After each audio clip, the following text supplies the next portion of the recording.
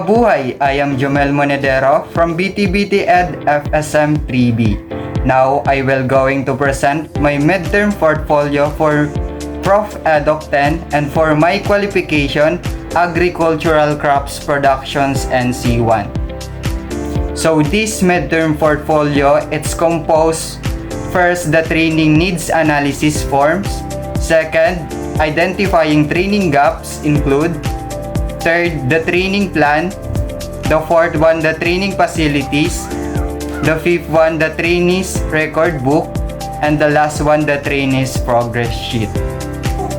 This entire activity was conducted among the 10 respondents coming from BTBT Ed FSM 3A to know their prior learnings or experience about my qualifications for Agricultural Crops Productions NC1. Let's come now from the training needs analysis.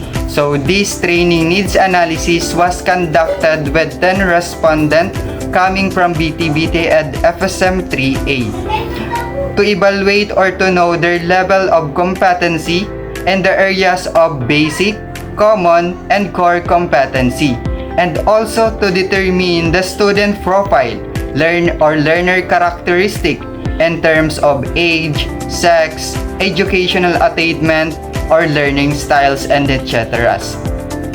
So, this analysis was to determine also the strengths and weaknesses of the learners to recognize the competencies that requires improvement and provide a basis for planning relevant instructional intervention.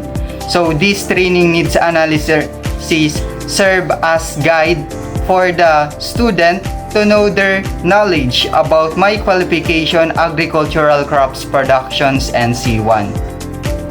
In this training needs analysis, I also determined the 10 respondent was with the different level of competency, especially in the basic, common, and core competency. So, some of my respondents had the lower or we had the needs of improvements when it comes in a core competency. Some of students stand out with the basic competency, but also rather the core competency, then the more needs of improvements when it comes in this competency for my agricultural crops productions. Let's come now from the identifying training gaps. So this includes the Form 1.2, the summary of current competencies versus required competencies. So this is the result from 10 respondents coming from BTBT Ed FSM 3A. So this Form 1.2 includes the required unit of competency learning outcomes based on CBC and the learning outcomes and the unit of competency for the 10 respondents, and also to determine the current competency and the training gaps requirements. Let's come now for the form number 1.3, the training needs. So this training needs form, it's to determine the 10 respondent that needs of training needs when it comes in different competency or the unit of competencies. Let's come now from the training plan. So this training plan includes or involves the 10 respondents coming from BTBT Ed FSM 3A. So this training plan includes the trainees training requirements, second, the training activity task, followed by mode of training, staff, facilities, tools, and equipment, the venue, the assessment method, and date and time.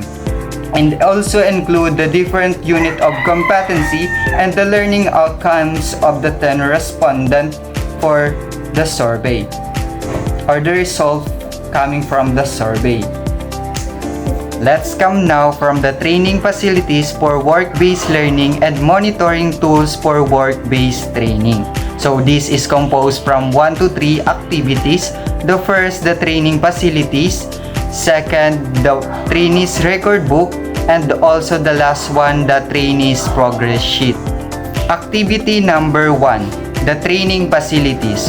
So this training facilities was the list of tools and equipment and materials that need of the all trainers from my qualification agricultural crops productions NC1. So this activity also include the trainees training requirement and the unit of competency for the basic, common, and core competency, and also include the learning outcomes and the quantity of tools, equipment, and materials.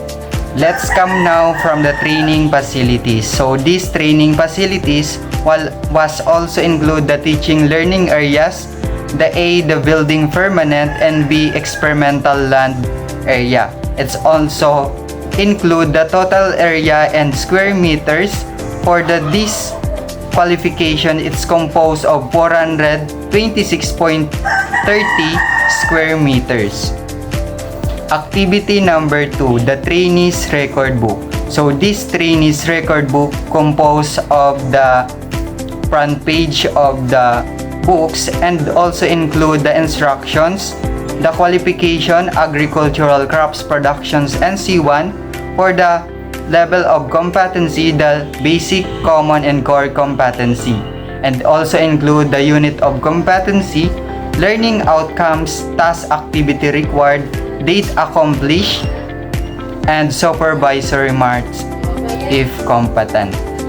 For the activity number 3, the trainees progress sheet. So this is composed of the name, the respondent number 3, Thea, the qualification agricultural crops production NC1, the trainer, nominal duration, it's composed of 302 hours. So this trainees progress sheet, it's composed also the unit of competency, the learning outcomes, the training activities, the training duration, example 8 hours, the date started October 1, 2025, and the date finished October 1, 2025. For the ratings is competent. For the trainings initials, TH for the Thea name, supervisor for Miss Gonzalez, GL, the initials. That's end for my presentations for my midterm portfolio for my qualifications agricultural crops productions NC1.